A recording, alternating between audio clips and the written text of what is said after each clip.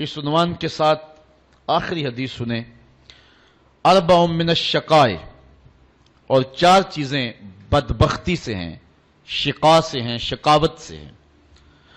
پہلی چیز جمود العین، آنکھ کا جامد ہونا، سنگ دلی کے آنکھ سے کبھی آنسو ہی نہ ٹپکیں۔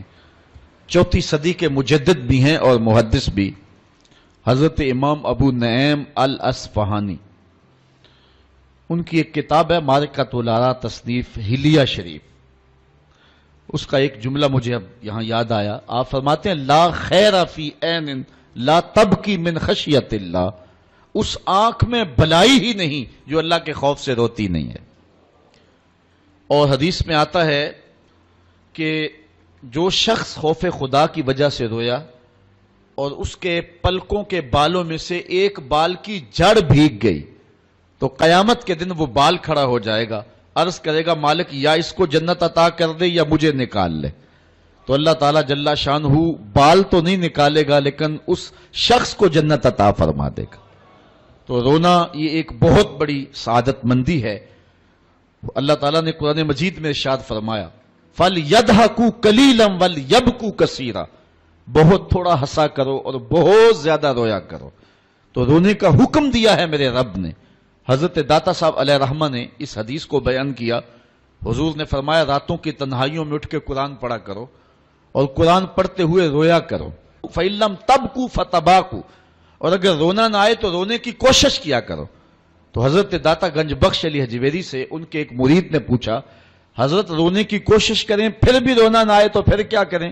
فرمایا پھر مقدر پہ رویا کرو کہ اتنے سنگ دل ہو گئے ہو کہ تمہیں رونا نہیں آتا۔ میرے والد بزرگوار ایک بڑی خوبصورت کہانی سنایا کرتے تھے کہ ایک اللہ کا بندہ تھا، اس کی عادت یہ تھی کہ وہ سخاوت بڑی کیا کرتا تھا، اور ویسے بھی اہل اللہ کا یہ طریقہ ہے کہ ان کا چولہا گرم ہی رہتا ہے۔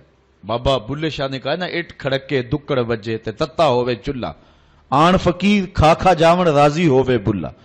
تو فقیر کا مزاج یہ ہے کہ اس کا چولہا گرم ہی رہے، تو جو بھی آتا اس کو کچھ نہ کچھ پیش کرتے، حتیٰ کہ مقروض ہو گئے، حتیٰ کہ وقت آخر آن پہنچا۔ لوگوں نے کہا کہ اب تو بابا جی جا رہے تو اپنا قرض ہی جا کے لے آئیں۔ سارے قرض اکٹھے ہو کے آ گئے اور کہنے لگے بابا جی ہمیں قرضہ جو ہے وہ لٹاؤ۔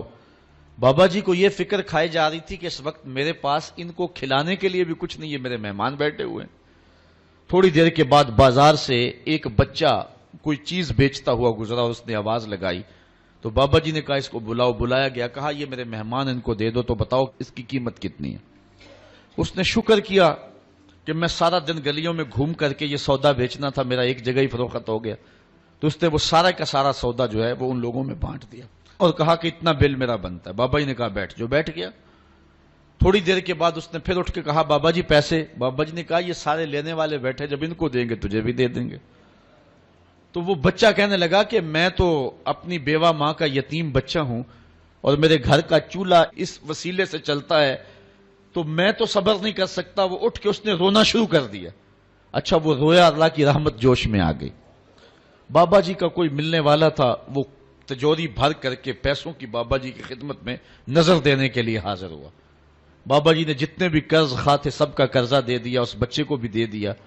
بچہ چلا گیا تو لوگوں نے کہا کہ اتنی دیر سے ہم بھی بیٹھے تھے تو کوئی نذرانہ دینے کے لیے نہیں آیا، اس بچے نے جو ہے وہ ابھی ایک بار کہا تو اتنی جلدی انتظام ہو گیا، بابا جی اس حکمت کی سمجھ نہیں آئی۔ تو بابا جی فرمانے لگے تم بیٹھے تو تھے لیکن تم میں رونے والا کوئی نہیں تھا، ایک رونے والا آیا، باقی کے بھی کام بن گئے۔ تو جو اس آنکھ میں بھلائی نہیں ہے جو خشیت الہی میں روتی نہیں ہے۔ وَقَسْوَةُ الْقَلْبِ، اور دل کی قساوت، دل کا سخت ہو جانا، یہ کسی شخص کی بدبختی ہے کہ وہ سخت دل ہو جائے۔ اللہ سے دعا مانگا کرو سینے میں دھڑکنے والا دل ہی رہے، پتھر نہ کہیں ہو جائے۔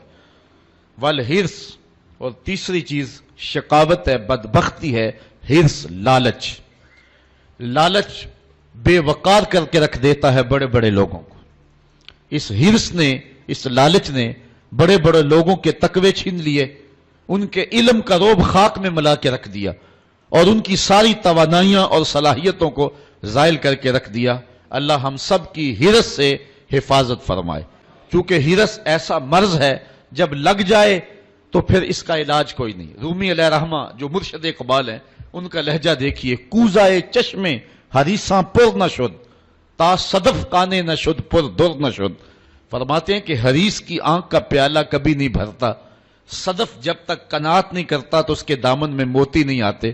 تو قناعت جوہر ہے جو بندہ مومن کا نور ہے، اور ہرس ایک بہت بڑی بیماری ہے. اور آخری بات جو شقاوت سے ہے وہ طول العمل، لمبی امیدیں لگا کے بیٹھ جانا.